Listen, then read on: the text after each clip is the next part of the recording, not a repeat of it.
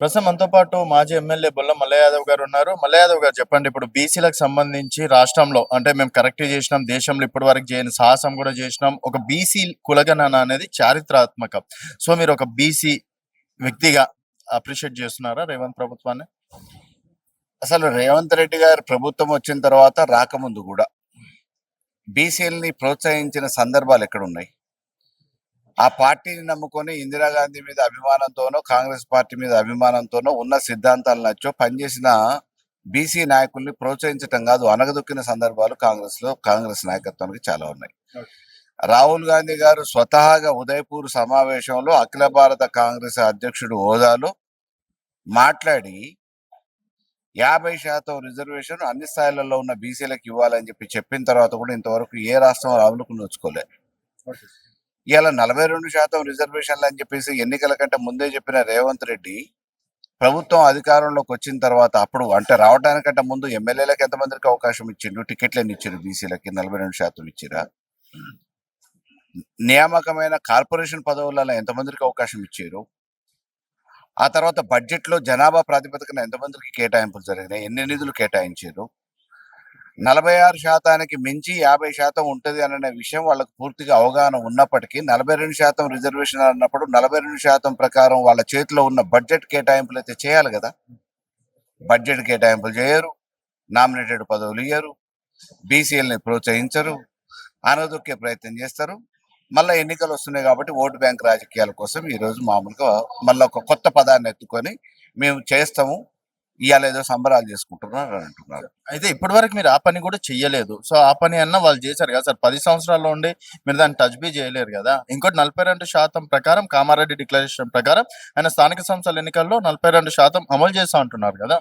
ఈ దేశాన్ని పరిపాలించిన సుదీర్ఘ చరిత్ర కలిగిన కాంగ్రెస్ పార్టీ అన్ని సంవత్సరాల నుండి ఏం చేసిందని ఇవాళ కొత్తగా వేరే వాడని అనటానికి, ఇవాళ మా ప్రభుత్వంలో స్థానిక సంస్థలలో రిజర్వేషన్లు తీసుకొచ్చిన ఘనత మాది, ప్రోత్సహించిన ఘనత మాది, ఎమ్మెల్యే టికెట్ కేటాయింపులతో పాటు మార్కెట్లలో రిజర్వేషన్లు ఇచ్చిన ఘనత మాది. అనేక రకాలుగా బీసీలు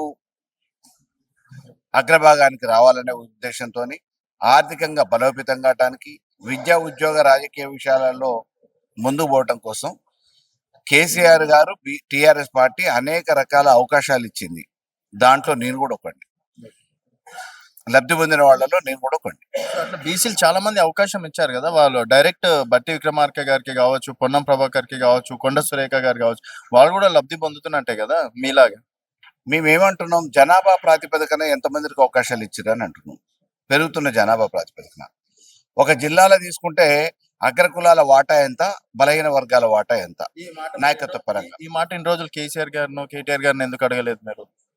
మాకున్నప్పుడు అవకాశము, అంతకుముందు జిల్లాలో ప్రాతినిధ్యం లేదు. అదే టిఆర్ఎస్ లో మాకు 2 నియోజకవర్గాలలో అవకాశం ఇచ్చారు. సో మరి అంటే ఏంది మీ ప్రధాన డిమాండ్ ఏంది? రేపు వాళ్ళు 42% ఇస్తే మీరు స్థానిక సంస్థల ఎన్నికల్లో మీరు ఇవ్వడానికి రెడీగా ఉన్నారా 42% క్యాండిడేట్లకి? అంటే వాడి ఓడిపోయి ఇవ్వడానికి 42% మామూలుగా కాంగ్రెస్ పార్టీ పరంగా కాదు, మాకు రాజ్యాంగబద్ధంగా కావాలంటున్నాం, చట్టభద్రత కావాలంటున్నాం. చట్టభద్రత చేస్తా అని చెప్పేసి అధికారంలోకి వచ్చినావు, చట్టభద్రత చేయాల్సిన బాధ్యత నీ మీద ఉంది. నువ్వేదో పిచ్చమేసినట్టు 42% పార్టీ పరంగా ఇస్తా అని చెప్పేసి అని అంటే ఏమిస్తావు అది కూడా తెలుస్తుంది. రేపు నువ్వు బీసీ పట్ల ఎంత ప్రేమ ఉంది, ఎక్కడెక్కడ ఇస్తావు, ఏమి ఇస్తావు, నల్గొండ లాంటి జిల్లాలలో, మహబూబ్నగర్ లాంటి జిల్లాలో ఏమిస్తావు మేము చూస్తాం, అది ప్రాబ్లం కాదు. కానీ నువ్వు చట్టబద్ధత ఇవ్వాలి కదా, చట్టభద్రత రాజ్యాంగ పరంగా ఇవ్వాలి కదా, ఇప్పియాలి కదా. నువ్వు బీజేపీతో కొట్లాడుతావో, ఇంకోళ్ళతో కొట్లాడుతావో, ఈ న్యాయపరమైన చిక్కులు ఉంటాయి, ఇవన్నీ తెలియకుండానే నువ్వు హామీ ఇచ్చినవా? కాబట్టి డెఫినెట్ గా ఇదేదో ఓట్ల బ్యాంక్ రాజకీయాల కోసం గతంలో మోసం చేసినట్టు మళ్ళొకసారి మోసం చేసే ప్రయత్నం రేవంత్ రెడ్డి సర్కార్ చేస్తుంది. అయితే మీరు రీసెంట్ గా సభ పెట్టడం అనేది జరిగింది రైతుల గురించి. సో రేపు స్థానిక సంస్థల ఎన్నికల్లో బీఆర్ఎస్ ని నమ్మే పరిస్థితి ఉందా నల్గొండలో? బీఆర్ఎస్ స్థానం సుస్థిరం ప్రజల ఉదయాలలో. అంటే నిన్న పిసిసి అధ్యక్షులు కూడా హాట్ కామెంట్ చేశారు. అసలు బీజేపీ విషయంలో ఇంకోటి కేటీఆర్ కేసీఆర్ గురించి మాట్లాడడం టైం వేస్ట్, ఆ పార్టీ ఎప్పుడో తుడుచుకోపోయింది అని చెప్పేసి. ఇప్పుడు ఢిల్లీలో దుడుచుకుపోయింది, మన మహారాష్ట్రలో దుడుచుకుపోయింది, అంతకుముందు వేరే రాష్ట్రాలలో దుడుచుకుపోయింది, రేపు మాపో ఈ తెలంగాణలో కూడా దుడుచుకుపోతుంది. ప్రజలు తుడిచిపెట్టడానికి సిద్ధంగా ఉన్నారు. ఇక వాళ్ళేదో రాజకీయ ఉనికిని కాపాడుకోవడానికి కండవలు వేసుకున్నాం కాబట్టి, ఆ పార్టీలో పదవులు ఉన్నాయి కాబట్టి మాట్లాడతామని చెప్పేసి అంటే దానికి మేమేం చెప్పలేం. కానీ ఈ రోజు మామూలుగా బలహీన వర్గాల పట్ల అణచివేత కార్యక్రమం కాంగ్రెస్ చేసింది, అనగదొక్కే కార్యక్రమం చేసింది. ఈ రోజు ఓటు బ్యాంక్ రాజకీయాల కోసం 42% రిజర్వేషన్ అంటున్నారు.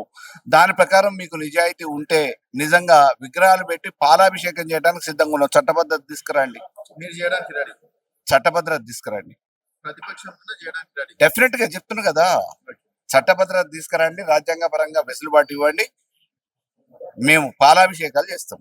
ఓకే అండి. సో మొత్తానికి రేవంత్ రెడ్డికి పాలాభిషేకం చేయడానికి కూడా రెడీ, అది కూడా చట్టభద్రత కల్పించాలని చెప్పేసి కూడా బుల్లం మల్లయ్య యాదవ్ గారు చెప్తున్నారు. ఇది మల్లయ్య యాదవ్ గారితో స్పెషల్.